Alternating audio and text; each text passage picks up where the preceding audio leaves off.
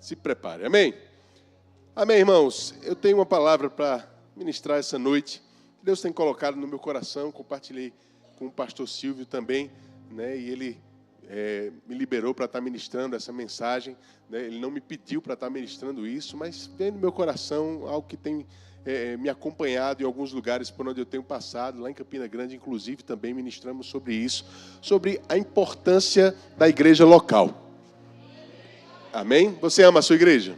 Amém. Eu acredito que você vai sair daqui essa noite amando um pouquinho mais. Amém? Mas eu quero construir com você um entendimento, primeiro, sobre o uso da palavra igreja na Bíblia, para a gente entender algumas coisas e quebrar alguns conceitos errados que têm sido ensinados muitas vezes lá fora. Jesus, quando ele fala, ele usa a palavra igreja, lá em Mateus 16, você deve lembrar desse texto, ele faz uma enquete rápida ali com os discípulos, pergunta, o que é que estão dizendo aí que eu sou? Quem estão falando? O que é que estão falando de mim? E eles começam, olha, tem gente dizendo que você é Elias, que voltou, Jeremias, algum dos profetas, João Batista. E Jesus diz, e para vocês? Quem eu sou para vocês? E eles dizem, Pedro, na verdade, diz, você é o Cristo, o Filho do Deus vivo. Amém? E Jesus diz, Pedro, não foi nem carne nem sangue que te revelou isso, mas foi o meu Pai que está no céu. E sobre essa revelação de que eu sou Cristo, eu vou edificar a minha igreja. Diga igreja. A minha igreja. E veja, irmãos, não foi Jesus que inventou a palavra igreja. Jesus não começou a usar essa palavra naquele dia, mas essa era uma palavra muito comum naquela época para falar acerca de um grupo de pessoas que se reunia nas cidades que eram dominadas pelo Império Romano. Eles tinham essa igreja, ou eclesia, né, no grego, dessas pessoas que saíam de suas casas, se reuniam em determinado local para falar e decidir acerca de assuntos da sua comunidade. Então a igreja era essa reunião, uma assembleia de pessoas que saíam de suas casas, se reuniam para tomar decisões acerca da sua cidade, da sua comunidade local. Jesus usa essa palavra para dizer que ele iria criar a assembleia dele, o grupo dele, a congregação dele, as pessoas que iriam sair agora dentre judeus, dentre gentios, de vários lugares do mundo, para fazer parte desse novo grupo de pessoas que ele chama de igreja. E que esse grupo iria também tomar decisões acerca desse lugar, porque no versículo seguinte ele diz, tudo que vocês ligarem na terra será ligado nos céus. Tudo que vocês desligarem na terra será desligado nos céus também. Amém? Então Jesus está falando acerca da igreja, do corpo de Cristo. Aqueles que nasceram de novo e que depois que você entrega a sua vida a Jesus, você não é mais judeu, você não é mais gentil, você agora é membro do corpo de Cristo, da família de Deus. Deus te chama de filho. Amém? Esse é o uso que Jesus faz da palavra igreja aqui em Mateus capítulo 16. Mas lá em Mateus 18, Jesus faz um outro uso dessa palavra, que eu quero trazer um pouco para você essa noite. Porque lá ele está falando acerca de pessoas que poderiam ter feito algo contra um irmão ou pecado, e ele está explicando o que fazer nessas situações. Ele diz, se o teu irmão pecar, vai lá, conversa com ele, tenta ganhar ele. Se você não conseguir, leva 2 ou 3 testemunhas e tenta ganhar o teu irmão. Se ele não te ouvir nessa segunda vez, você vai expor essa situação à igreja. Agora, irmãos, é óbvio que nessa situação, Jesus não está usando a palavra igreja para se referir a todo o corpo de Cristo espalhado no mundo. Ele está falando de uma congregação mais localizada, de um grupo menor, mais restrito, mais limitado, localizado em uma comunidade. E foi exatamente assim também que foi usada a palavra igreja no Novo Testamento, em muitas ocasiões. Em alguns versículos, em alguns textos, a gente vê Paulo se referindo à igreja como o corpo de Cristo. Mas vemos também o mesmo Paulo se referindo à igreja como reuniões que aconteciam em determinadas cidades, em determinadas casas. Reuniões locais. Porque desde o início, em Atos capítulo 2, a gente vê essas reuniões acontecendo. Eu vou só citar para você algumas referências. Lá em Atos capítulo 2, por exemplo, no versículo 44, diz assim, todos os que criam estavam juntos e tinham tudo em comum. Diga, juntos. Diz ainda no versículo 46, diariamente perseveravam unânimes no templo e partiam pão de casa em casa.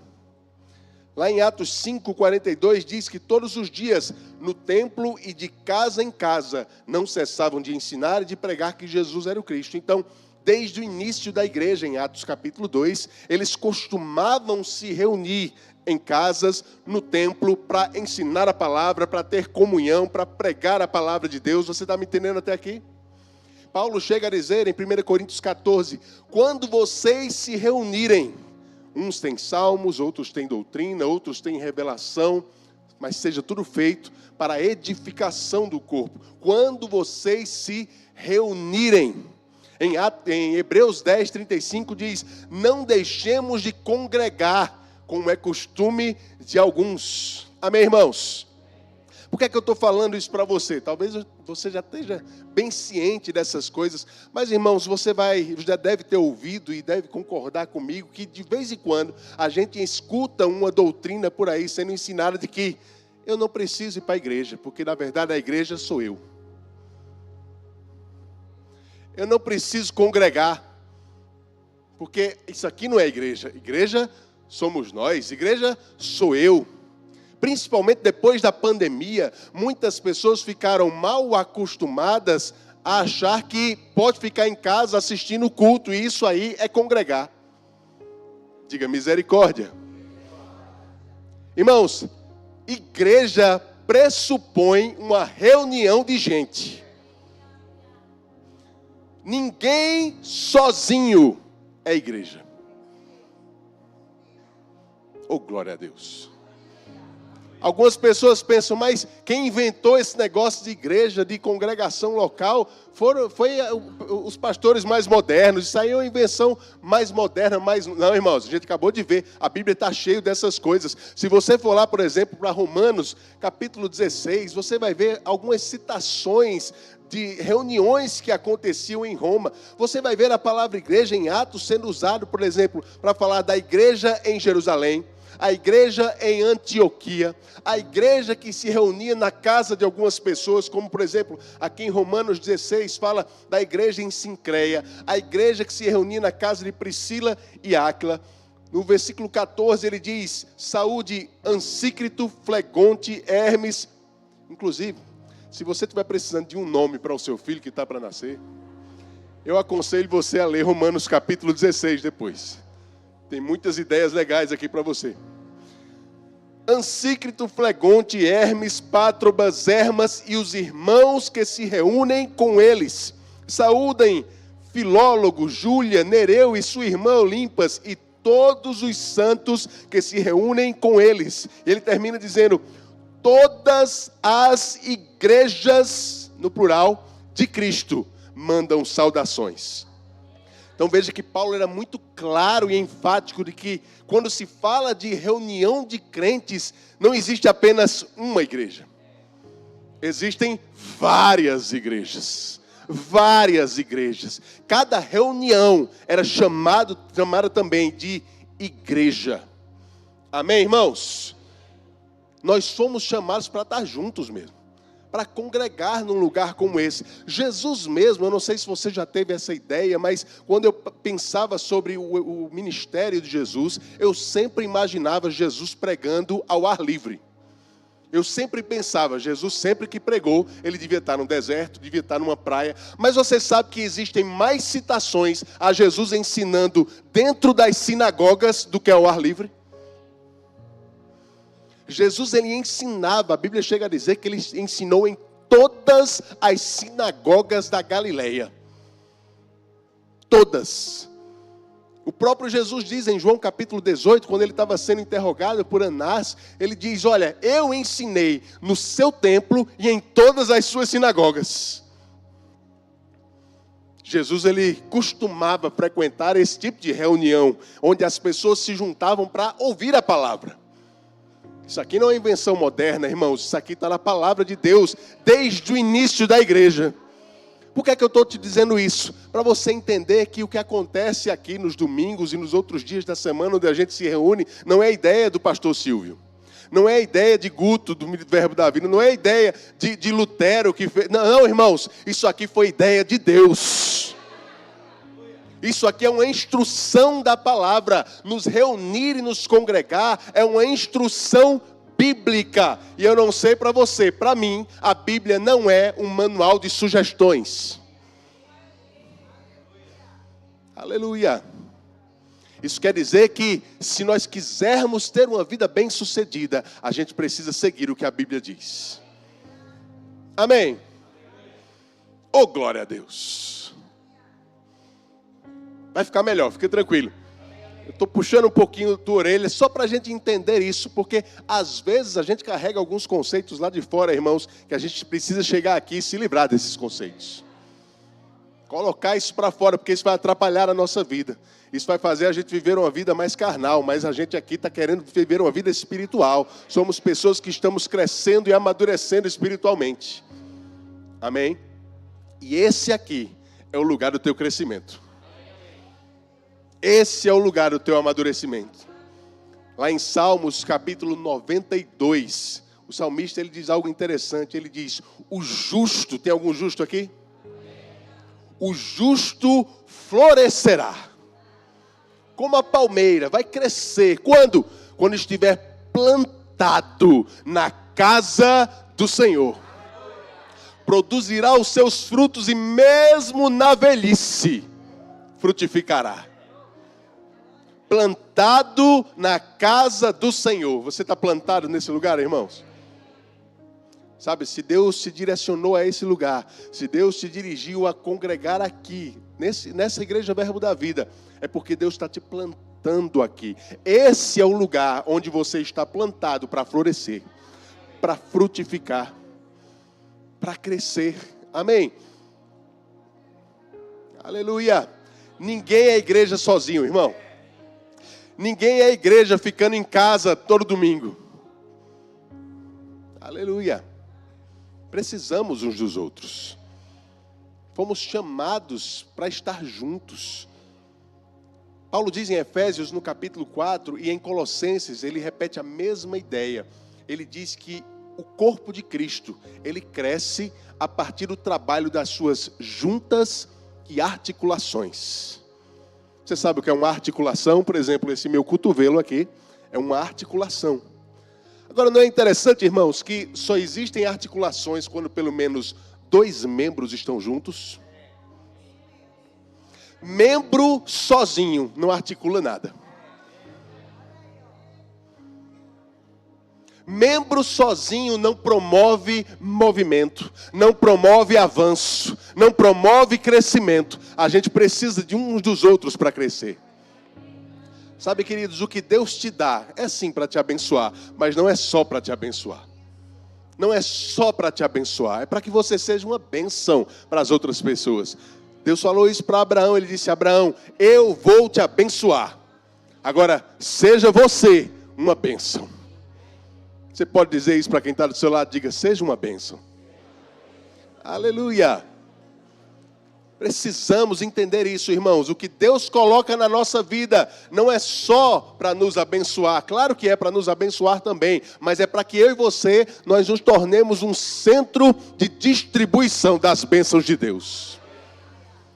Os dons, a habilidade, o conhecimento, os recursos, tudo que Deus coloca na tua mão. A Bíblia diz que Ele dá medida recalcada, sacudida, mas dá também transbordante, para que quem estiver perto de você seja alcançado também. Mas para isso você tem que estar perto de alguém. Para isso a gente tem que estar juntos. Porque o dom que Deus colocou na minha vida não é para me fazer crescer. A unção que está sobre a sua vida não é para fazer você crescer. É para que você faça alguém ser edificado. E quando a gente se junta, irmãos, a gente está criando essas articulações, essas juntas, promovendo esse movimento, promovendo o avanço do corpo, promovendo o nosso próprio crescimento. Nós precisamos uns dos outros para crescer. Precisamos uns dos outros para amadurecer. Ninguém cresce sozinho.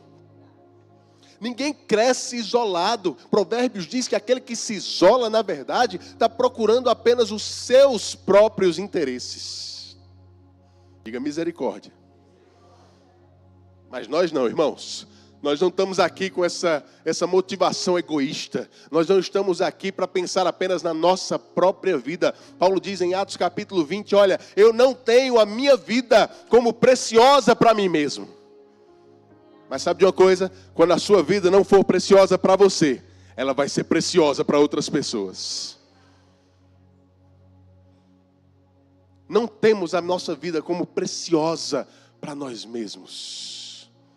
Nós precisamos uns dos outros. Você pode dizer com carinho aí para quem está do seu lado, diga, eu preciso de você. Você precisa de mim. E se você quiser, pode cantar o resto da música também.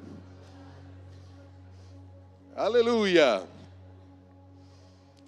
Que bênção, irmãos. É interessante porque ele diz lá no Salmo 92, como eu te falei, ele diz, mesmo na velhice produzirão frutos e continuarão verdejantes e cheios de vida. Ele fala sobre alguém que foi plantado, mas que o tempo passe, ele continua plantado naquele lugar. Amadurecendo, frutificando, mesmo na velhice. Sabe, querido, deixa eu dizer uma coisa. Esse é um lugar onde eu e você fomos plantados por Deus, como adultos, mas os nossos filhos precisam ser plantados por nós na igreja. Deus te guiou, te direcionou até aqui, mas é sua responsabilidade plantar os teus filhos na igreja. Ensinar a eles a importância da igreja local, o valor que a igreja tem para você. Porque infelizmente, queridos, temos visto uma geração cada vez que despreza mais a igreja, o congregar, o estar junto. Mas isso porque muitas vezes a geração anterior não conseguiu passar o devido valor que a igreja deve ter. Lá em Josué, no capítulo 24, eu quero ler com você. Josué capítulo 24, no versículo 15. Josué diz assim, mas se vocês não quiserem servir o Senhor, escolham hoje a quem vão servir. Se os deuses a quem os pais de vocês serviram do outro lado do Eufrates, ou os deuses dos amorreus em cuja terra vocês estão morando, eu e a minha casa serviremos ao Senhor. Amém. Olha, queridos, Josué está falando com aquela geração que entrou na terra prometida, que estava usufruindo do que estava ali.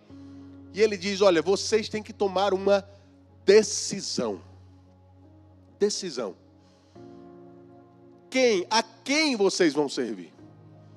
Vocês podem servir a Deus, ou podem servir aos deuses dos egípcios, aos deuses das pessoas que moravam nessa terra quando a gente chegou. Vocês têm que tomar uma decisão. Mas eu tomei uma decisão, Josué diz. Irmãos, isso não é uma promessa para mim e para você. Isso é uma decisão que o cabeça daquela família tomou. Eu e a minha casa serviremos ao Senhor. Sabe, queridos, essa é uma decisão nossa, como pais e mães. De trazer os nossos filhos e fazê-los entender desde cedo de que esse é o lugar de servir a Deus. Igreja não é uma concorrência com a tua família. Como pastor, eu acompanhei algumas pessoas, algumas vezes que chegavam e diziam, pastor, eu estou precisando de mais tempo para minha família. E por causa disso eu decidi deixar o diaconato da igreja. Eu vou me afastar de tal departamento que eu sirvo, porque eu quero dar esse tempo para a minha família. Parece uma decisão muito nobre, né, gente? Mas na grande maioria, para não ser tão exagerado, na grande maioria das vezes, essa pessoa fica com mais tempo, mas não dá esse tempo para a família. Porque, irmãos, igreja não deve ser uma concorrência para a tua família. Não é eu servindo aqui e deixando a minha família de lado. Não é eu e a minha casa servindo juntos na igreja. Envolvidos na igreja local. Entendendo que esse é o lugar onde Deus nos plantou para frutificar. E se os seus filhos entenderem isso, mesmo na velhice, eles continuarão produzindo frutos. Mas como pais, nós precisamos mostrar para os nossos filhos a importância que esse lugar tem. Amém.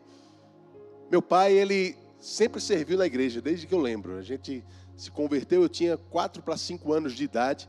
E desde cedo ele era envolvido, principalmente no louvor da igreja. E quando a gente estava já no verbo, né, ele começou a servir no louvor também. Mas o meu pai, ele sempre gostou muito de futebol. Sempre gostou muito, agora muito mesmo, de futebol. E você sabe que o culto, geralmente, esse é mais tranquilo, às 20 horas. Mas o culto das 18, como era lá em Campinas, como você tem aqui também, concorre com o Campeonato Brasileiro. E eu via muito, o meu pai precisava chegar mais cedo para o louvor, então o que é que ele fazia? Tomava banho, depois ia para frente da televisão se enxugar assistindo o jogo. Então ele se enxugava assistindo o jogo, colocava a roupa, assistindo o jogo, olhando para o relógio, vendo o último segundo que ele tinha para sair de casa e chegar a tempo na igreja. Você pode estar pensando assim, rapaz, que homem carnal. Que homem carnal. Podendo estar se concentrando para ir para a igreja, mas não, assistindo o jogo ali até o último segundo. Irmãos, eu tive uma impressão diferente do meu pai. Sabe qual é a impressão que eu ganhei dele? Que por mais que ele amasse o futebol, na hora da igreja, ele parava aquilo que ele mais gostava para fazer o que era mais importante. Qual é o tipo de valor que você tem dado à igreja dentro da sua casa? Será que os teus filhos têm visto você abdicar de coisas que você gosta para estar na igreja? Ou será que eles têm visto o contrário, a gente faltando o culto por motivos banais? Oh, glória a Deus. Fica tranquilo, eu não venho aqui sempre não, então eu vou deixar você bem impactado hoje aí. Depois o pastor faz carinho em você, cuida de você, derrama o óleo. Mas, irmãos, a gente precisa passar essa importância para os nossos filhos. Nós não podemos estar faltando culto por qualquer coisa, porque esse aqui é o lugar do nosso crescimento. Esse é o lugar onde os nossos filhos precisam entender que a verdade está sendo ministrada, para quando estarem no mundo lá fora, eles contrastarem o que eles estão aprendendo lá com o que eles aprendem aqui. Aleluia! A igreja, irmãos, esse lugar aqui é o lugar mais importante que você tem depois da sua casa. Depois da sua casa, esse lugar, esse prédio, essa igreja é o lugar mais importante para você e para a sua família. Lá em casa, irmãos, não existe domingo. Depois do sábado é dia da igreja. Dia da igreja, porque domingo é dia de ir para a igreja. Não importa a programação que tenha. Não importa quais são as tentações que podem vir, os convites que podem chegar. Dia de domingo é dia da igreja. Amém? Oh, glória a Deus. Esse é o lugar do crescimento da sua família, irmãos. Esse é o lugar onde os seus filhos vão crescer firmados na palavra, porque você está plantando eles aqui, na casa do Senhor. Amém. Servindo junto com você. Você envolvido, sabe? Seu filho precisa ver você servindo na igreja. Seu filho precisa ver que você dá dos seus recursos, do seu tempo, das suas habilidades para fazer esse lugar crescer. Porque, irmãos, a gente cresce servindo. A gente cresce dando do que nós temos para abençoar as outras pessoas. A gente ama a Deus servindo as pessoas. Você não pode dizer que ama a Deus e não amar as pessoas servindo elas. A Bíblia diz que isso é mentira. Jesus chegou para Pedro e disse: Pedro, você me ama? Pedro disse: eu amo, Senhor. Então faça o seguinte: apacente as minhas ovelhas. Porque a prova de que você me ama é que você vai cuidar dos meus filhos. A gente serve a Deus, irmãos, servindo as pessoas. É impossível servir a Deus ignorando as pessoas. Impossível. Mas quando estamos servindo uns aos outros, é a Ele que estamos servindo. Sabe, queridos, tem uma coisa que não está na Bíblia não, mas eu tenho certeza que foi Deus que inventou. Porque é uma coisa que nos ajuda tanto a dominar a nossa carne, nos ajuda tanto a crescer espiritualmente, irmãos. Essa coisa se chama escala.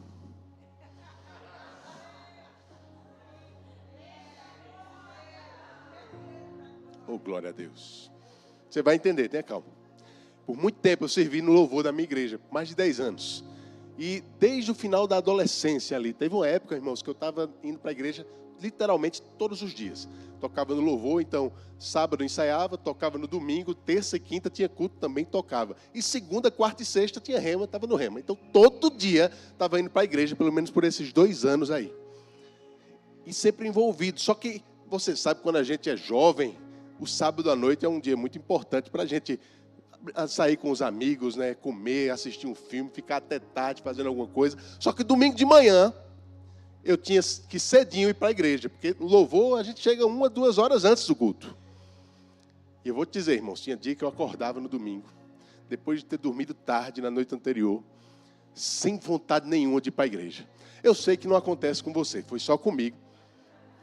Eu te confesso, irmãos, que até hoje eu sou pastor, mas eu não vou para a igreja todo culto com vontade de ir, não. Me perdoe na minha fraqueza, tá bom? Mas acordava, pensava e me organizava e ia para a igreja, mesmo sem vontade. Amém, pastor, porque você ama o Senhor? Eu amo o Senhor, irmãos. Mas não é por isso que eu ia, não. Eu ia, sabe por quê? Porque eu estava escalado. Estava escalado, Rô. Eu sabia que se eu faltasse a escala, eu tinha um líder que ia ligar para mim, perguntando por que é que eu não fui. Eu tinha pessoas que estavam contando comigo e iam ficar bem chateadas se eu não aparecesse. Eu tinha uma igreja que estava contando com algo que eu iria fazer naquele serviço. Ia ficar um buraco ali. E aí, irmãos, sem vontade nenhuma, eu ia para a igreja. Mas chegava lá, eu servia as pessoas, eu ouvia uma palavra que me abençoava, eu tinha comunhão com os irmãos e saía dali mais edificado do que quando entrei. Sabe por quê? Por causa da escala. Escala é uma bênção, irmãos. Escala é uma bênção.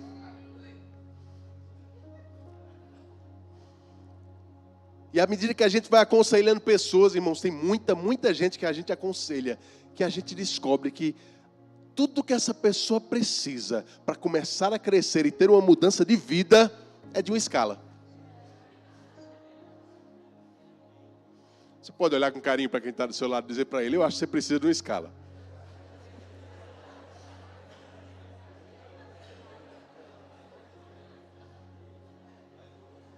Ô, glória! Eu sei que tem gente que deve ter escala demais aí já, né? Mas sabe, irmãos, toda igreja tem necessidades. Toda igreja passa por alguns problemas muitas vezes. Você vê em Atos, por exemplo, a igreja começando a crescer. Daqueles 120 que estavam reunidos em Atos capítulo 2. Quando Pedro prega, aquela multidão passa para mais de 3.000 homens. Daqui a pouco ele prega no templo, quando aquele paralítico é curado. E a multidão da igreja passa para mais de 5.000 homens, além de mulheres e crianças. A gente deve estar falando aí de umas 10.000 pessoas naquela igreja em Jerusalém, em poucos meses de existência. Sendo liderada por 12 homens que não tinham experiência nenhuma em pastorear. Então, você vai ver que aqueles problemas que surgiram ali, surgiram até tarde, irmão. Talvez até outros tinham surgido antes, mas aquele foi o primeiro registrado em Atos capítulo 6, quando diz que as viúvas dos helenistas estavam sendo esquecidas na assistência social que eles faziam. E sabe qual foi a solução que Deus deu para resolver o problema daquela igreja? Colocar mais gente para servir.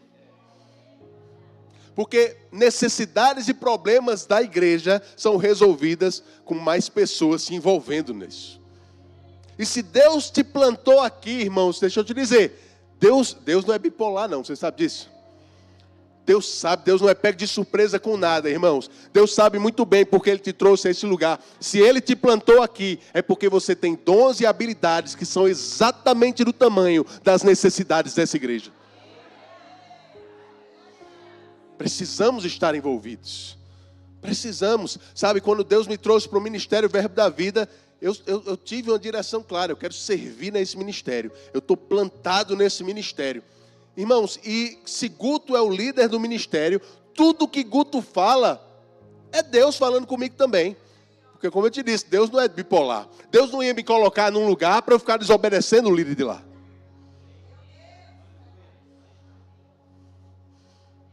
Te digo uma coisa, nunca desejei ser pastor. Gostava demais de ser itinerante, ficar ensinando, viajando, de ter a mesma pregação e ministrar ela 1, 2 vezes por ano, várias vezes seguidas. Pastor não tem esse luxo, não. Mas Guto chegou para mim e disse, eu preciso que você pastoreie. Irmãos, eu não pedi para orar. Eu não pedi para ter um tempo de jejum para ver se aquela direção vinha de Deus. Irmão, se Deus me colocou nesse lugar, as direções do meu líder vêm de Deus para a minha vida. Se Deus não quer que eu obedeça a esse líder, Ele vai me tirar daqui. Mas se Ele me quer aqui, Ele me quer em submissão. Você está me entendendo? Existem coisas que vêm da visão, da liderança dessa igreja, para quem tá plantado nesse lugar. Pega junto com isso, irmãos. É Deus dando direção para a tua vida. Se você foi colocado e plantado aqui pelo Senhor, é Deus te dando direção através dos teus líderes. Amém. Plantados na casa do Senhor. Plantados, servindo aqui na casa do Senhor, irmãos. Que privilégio é poder servir uns aos outros. Que privilégio é poder usar da nossa própria vida para abençoar uns aos outros. Como eu te disse, a Bíblia diz que aquele que se isola procura os seus próprios interesses. Se você está aqui essa noite, graças a Deus, você não está isolado. Isso quer dizer que você não está procurando os seus próprios interesses. Sabe, irmãos, a gente aconselha muitas pessoas que acabam mergulhando em depressão e ansiedade. E a gente sabe que existem muitas causas para esses males, mas em muitas ocasiões a gente tem visto pessoas que têm se dedicado demais à sua própria vida. Focado demais apenas nelas. E quando a gente foca demais nos nossos próprios problemas, eles vão tomar uma proporção muito maior do que a que realmente eles têm. Tem muita gente, irmãos, eu sei que a gente não pode generalizar essas coisas, mas tem muita gente que tudo que precisa para se libertar da depressão, da ansiedade, é de uma escala. É começar a se dedicar mais para os outros do que para si. Amém? Aleluia. Nós somos chamados para servir uns aos outros. Você não vai servir uns aos outros ficando em casa, irmão. Esse é o lugar do teu crescimento. Esse é o lugar do teu crescimento. Lá em João, no capítulo 2, tem um texto que eu acho muito interessante. Você deve lembrar. Foi quando Jesus ele efetuou o seu primeiro milagre. A Bíblia diz que foi num casamento em Caná da Galileia. E no meio daquela festa, acabou o vinho. É interessante, queridos, porque naquela época as festas de casamento, elas duravam vários dias, talvez até uma semana de festa. Então, acabar o vinho no meio da festa não era abreviar a festa em alguns minutos ou horas, mas em dias. Era um desastre. E aí aqueles servos chegam para Maria, Maria olha para eles e diz, olha, façam tudo o que ele disser. Tudo o que ele disser. E qual foi a ordem de Jesus? A Bíblia diz que tinham lá 6 talhas de pedra. As talhas eram reservatórios grandes de pedra. Cada uma caberia ali aproximadamente 100 litros de água. 6 talhas. Jesus disse, encham essas 6 talhas de água. Então a gente está falando, irmãos, de encher 600 litros de água. Mas numa época que não tinha torneira, não tinha mangueira, não tinha água encanada. O que é que eles tinham que fazer? Eles tinham que pegar algum tipo de reservatório, um balde, não sei, alguma coisa assim. Procurar uma fonte de água próxima, um poço, um lago, um rio, trazer um pouco daquela água e ir enchendo aqueles 600 litros. E naquela época não tinha nem balde de plástico. Então essa não era uma tarefa muito simples, fácil e rápida de ser feita. Aqueles 600 litros deve ter demorado um pouco de tempo, talvez algumas horas, para serem enchidos. E eu fico me colocando no lugar daqueles servos. Indo lá, talvez com aquele balde de madeira pesado, enche a água no poço, traz, caminha uma certa distância, a gente não sabe exatamente quanto, e vai lá, derrama um pouco d'água e volta, e faz aquele percurso algumas vezes. E eu fico pensando nas conversas, no que ele deve ter passado na mente deles. Talvez um olhou para eles, um olhou para o outro e disse assim: rapaz, esse cara é doido. Esse cara não entendeu, não. O problema do casamento não é falta d'água, é falta de vinho. Isso aqui que a gente está fazendo não vai resolver o problema do casamento. Quando o mestre de cerimônia descobrir que ao invés de estar procurando vinho, a gente está gastando esse tempo todinho carregando água, rapaz, a gente vai ser, no mínimo, demitido, mas é possível que a gente apanhe antes. Eles encheram aquelas 6 talhas. Depois de algum tempo, Jesus olhou para eles e disse: agora pega um pouco dessa água e leva lá para o mestre de cerimônia. E ele foi lá, devia estar indo com a bandeja se tremendo, né? Sem saber o que ia acontecer. E você conhece a história, o mestre de cerimônia prova aquela água que agora não era mais água, tinha sido transformada em vinho. E ele fala para o noivo: olha, todo mundo dá o melhor vinho no início. E quando as pessoas já estão mais para lá do que para cá, colocam o pior vinho no final. Mas você deixou o melhor para agora. Agora é interessante, irmãos, como João ele registra esse acontecimento nas nossas traduções. Na Bíblia, em português, a gente tem um parêntese ali, um aposto entre travessões, que diz assim: quando o mestre de cerimônia provou a água transformada em vinho, aí ele abre o parêntese e diz: sem saber o que tinha acontecido, vírgula, os servos, porém, sabiam. Os servos, porém, sabiam. O mestre de cerimônia não sabia o milagre que tinha acontecido. O noivo não sabia do milagre que tinha acontecido. Mas os servos sabiam. Por mais que eles não fizessem ideia do porquê eles estavam carregando água. Sabe, irmãos, muitas vezes a gente começa a olhar para o púlpito, pensar na nossa vida e pensar: rapaz, eu queria que Deus me usasse para pregar lá no púlpito. Para quando eu der a palavra, as pessoas se converterem, pessoas fossem batizadas no Espírito Santo, eu ter pessoas curadas, vidas transformadas, famílias restauradas. Mas ao invés disso, estou eu aqui, olhando os carros da igreja, cuidando das crianças, das pessoas que estão lá, tirando fotos, tocando louvor, dando as boas-vindas.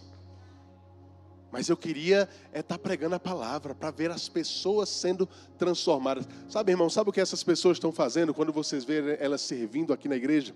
Elas estão carregando água. Estão carregando água. Mas sabe por que elas estão carregando água? Porque elas estão fazendo tudo o que o mestre mandou.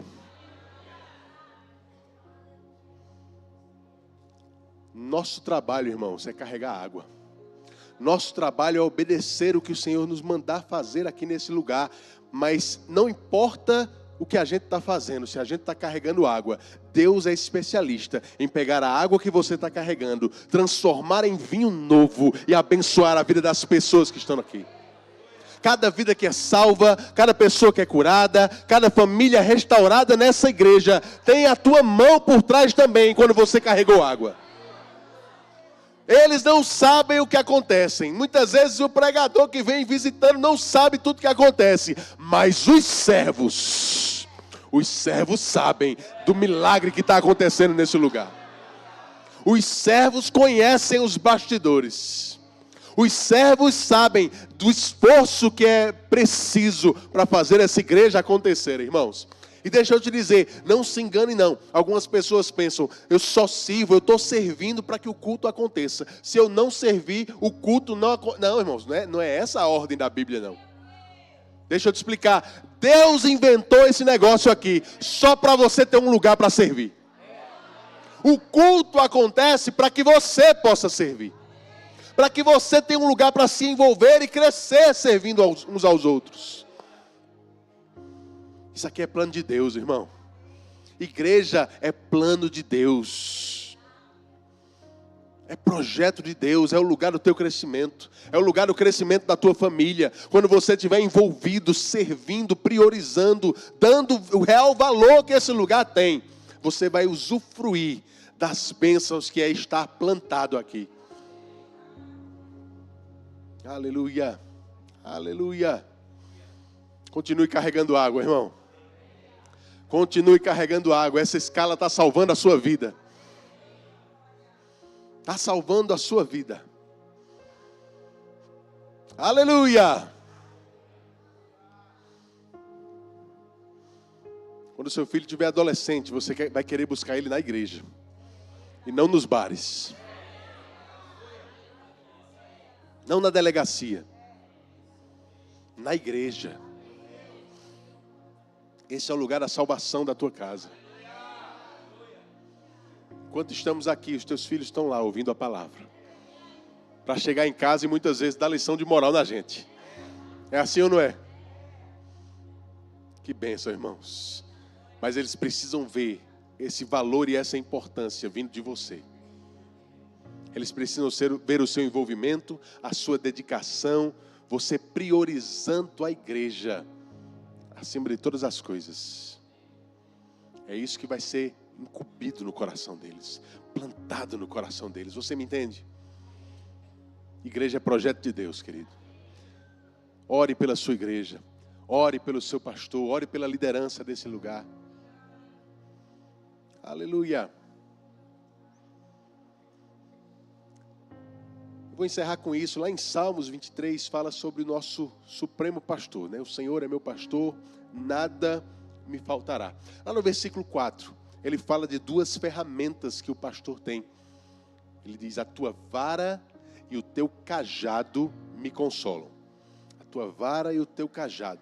Sabe o que são essas ferramentas? A vara, irmãos, é um bastão que o pastor usa para bater nos animais, mas não nas ovelhas, porque ovelha é animal dócil. Ele usa aquele bastão para bater nos lobos, para proteger as ovelhas. A vara é um instrumento de proteção que o pastor tem. O cajado é um instrumento maior que geralmente tem uma curva na ponta. E ele usa aquela curva para colocar aqui no pescoço da ovelha e puxar ela para próximo dele, porque ovelha precisa estar junto. Ovelha sozinha, isolada, é presa fácil dos lobos. Ovelha é um animal que precisa estar junto umas das outras e junto do pastor. Agora, quando o pastor usar o cajado para trazer a ovelha, ele está trazendo a ovelha para um lugar onde ele vai poder usar a vara para proteger ela. A ovelha que não se submete ao cajado, ela fica longe da proteção da vara.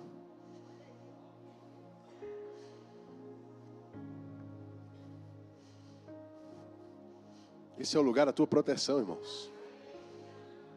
Proteção, sabe? Vão sair instruções desse púlpito, vão sair instruções dos teus líderes, que vão salvar a tua vida.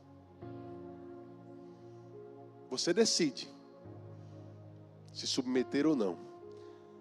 Quando você se submete ao cajado, você se submete à proteção da vara também. Lá fora, irmãos, está cheio de lobos tentando enganar a gente. O diabo está rodando. A Bíblia diz que ele anda ao nosso derredor como um leão, procurando a quem possa tragar. Mas isso é uma notícia boa. Sabe por quê? Porque se ele está procurando a quem possa, é porque ele não traga quem ele quer. Ele não escolhe quem ele vai tragar. Nós estamos protegidos pelo Senhor, irmãos.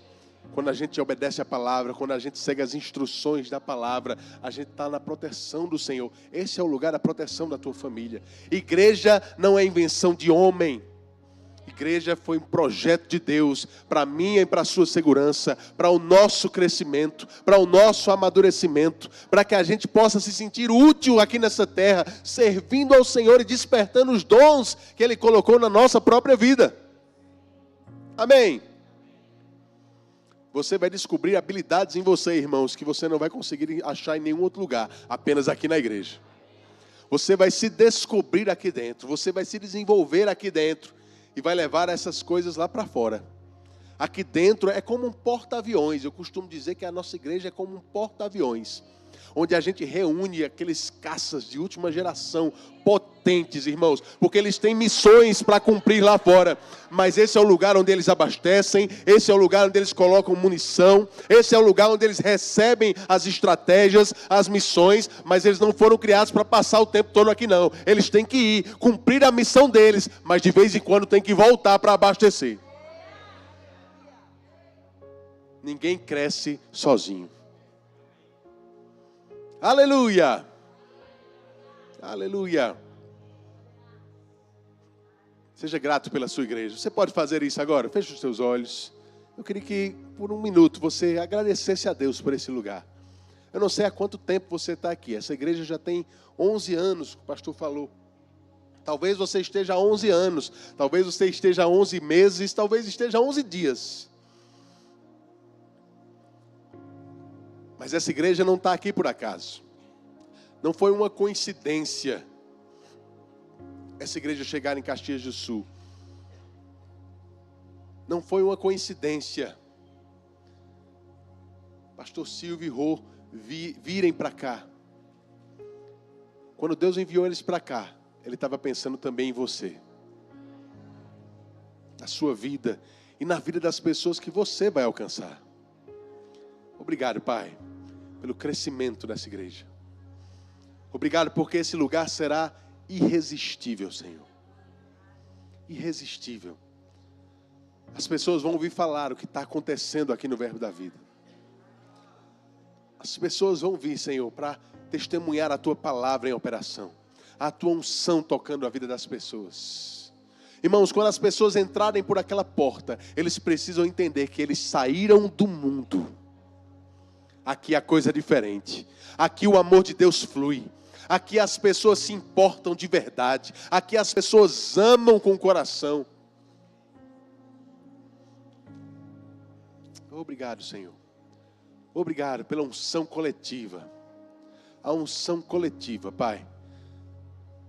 Quando nós nos reunimos, irmãos, existe uma unção disponível para despedaçar julgos que sozinho você nunca ia conseguir. Mas a unção coletiva, Jesus disse, 2 ou 3 reunidos em meu nome, quando estiverem 2 ou 3, já é suficiente, eu vou estar no meio deles. Existe uma unção nesse lugar, irmãos, para quebrar julgos, para manifestar cura na vida das pessoas, para trazer mudança de pensamento, quebrar sofismas.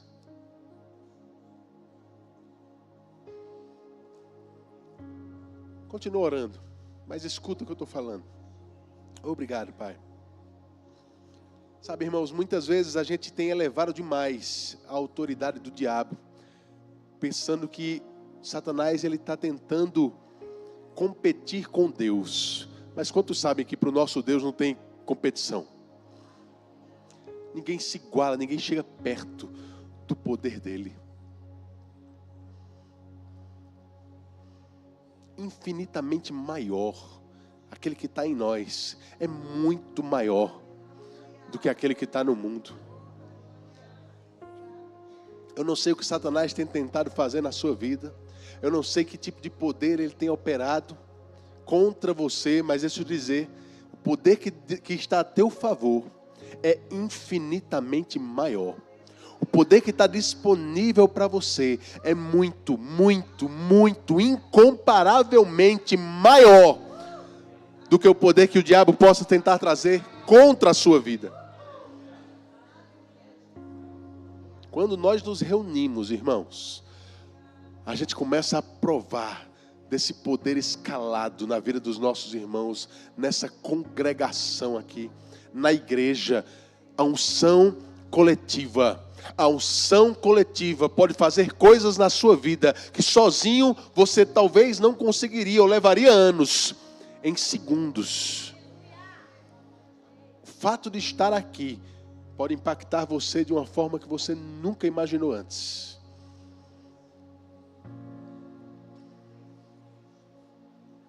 Obrigado, Pai. Obrigado pela unção que está na nossa vida, Senhor. Obrigado pela unção que está nesse lugar, Pai. Quando nos reunimos aqui, quando nos juntamos aqui, Pai, você no nosso meio. Eu creio, Pai, em cura se manifestando agora. Agora. Se você precisa de cura, irmãos, só levante a sua mão e comece a render graças ao Senhor. Existe uma unção nesse lugar, manifestando milagres nesse momento. Nesse momento. Milagres sobrenaturais. Sobrenaturais. Na unção que está operando aqui. Tocando a sua vida.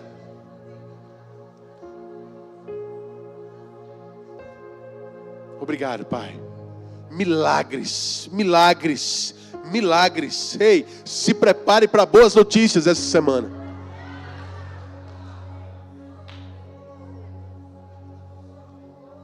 Boas notícias. Situações sendo mudadas. Impossibilidades sendo mudadas.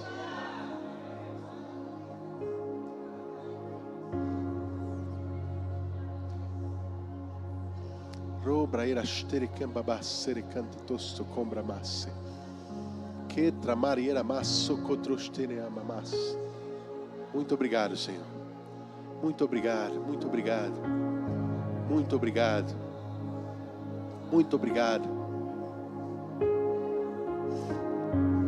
Muito obrigado. Ora basere cantra baixo.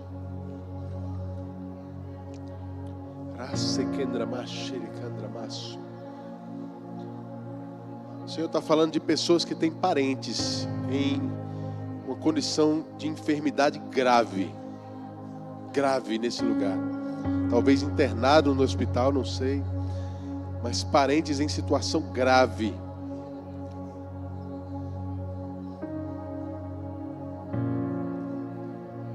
Obrigado, Pai. Toca essas pessoas nesse momento, Senhor, em nome de Jesus. Em nome de Jesus. Em nome de Jesus. Em nome de Jesus. Rose quembra mariera steriambra masse. Raste que te tessereambra macho. Obrigado, Pai. Obrigado, Pai. Obrigado, Pai. Obrigado, Senhor. Obrigado. Outra queima mariera sericandra baste. Nesse lugar você vai receber direcionamentos da parte de Deus. Nesse lugar você vai receber instruções da palavra, irmãos. Eu não sei se você já teve essa impressão, ou já aconteceu com você, mas você vem para a igreja, o ministro começa a pregar, daqui a pouco ele diz uma palavra, uma frase, e Deus começa a tratar coisas com você, e dali para frente a pregação foi embora, você não consegue mais prestar atenção, porque Deus começa a tratar coisas dentro de você.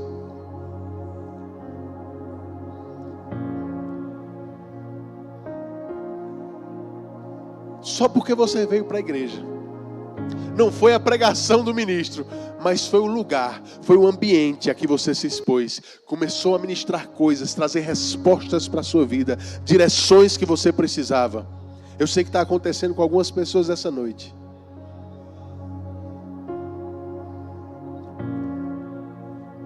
Valorize esse lugar, irmão. Esse aqui não é um lugar natural. Esse não é um lugar natural.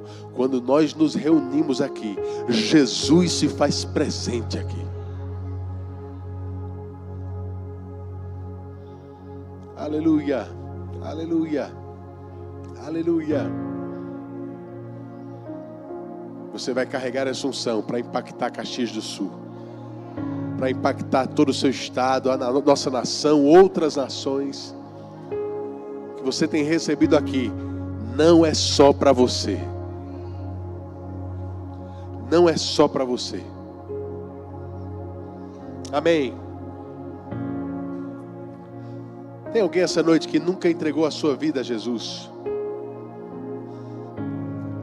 A Bíblia diz, irmãos, que nós precisamos, para sermos salvos, precisamos crer com o nosso coração que Jesus morreu e ressuscitou por nós, mas também confessar com a nossa boca que Ele é o nosso Senhor. Eu não sei se é a sua primeira vez aqui ou se você já tem vindo outras vezes para essa ou outra igreja. E essa convicção de que Jesus morreu por você, que Ele ressuscitou ao terceiro dia, ela tem ficado cada vez mais forte dentro de você. Essa é a noite de você fazer um compromisso com o Senhor, de você chamar Ele de Senhor, dono da sua vida, entregar a sua vida para que Ele comande ela e arrume a bagunça que tem sido feita até hoje. É uma decisão simples, que se você não tomou, eu queria orar pela sua vida, se você quiser fazer isso hoje. Se você quer confessar Jesus como o Senhor da sua vida, faz um sinal com a sua mão. Eu quero orar por você. Eu quero orar por você.